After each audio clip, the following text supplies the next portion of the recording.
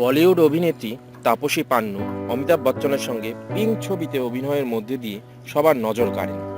অক্ষয় কুমারের বেবিতেও ছিলেন তিনি। বেবির সিকুয়েলের নাম শাবানা নিয়ে তাপসী পান্নু ফের বড় পর্দায় ফিরেছেন। সম্প্রতি এই অভিনেত্রী জানালেন, দিল্লিতে শ্লীলতাহানির শিকার হয়েছিলেন তিনি। সম্প্রতি একটি সাক্ষাৎকারে তাপসী জানান, দিল্লিতে তাকে প্রায়শই বাসে চড়তে হতো। সেখানে অনেকবার উত্ত্যক্ত হতে হয়েছে, কিন্তু বখাটেদের কোনো জবাব দেওয়ার সাহস হয়ে ওঠেনি।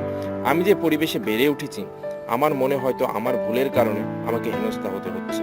আমি ভয় পেতাম, যদি বিষয়টি আমার বাবা মায়ের কান পর্যন্ত পৌঁছায় তাহলে কি হবে। তাপসী আরও বলেন, একবার নাকি বাসে এক লোক তার শরীরে হাত দিয়ে নিগ্রহ করেছিল তাকে, কিন্তু সেই বখাটেকে কিছু বলার সাহস তিনি করতে পারেননি।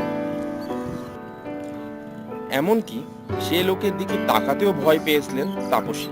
তার মতে, তখন যদি তার আত্মরক্ষার প্রশিক্ষণ নেওয়া থাকতো তাহলে এমন পরিস্থিতিতে তাকে পড়তে হতো না।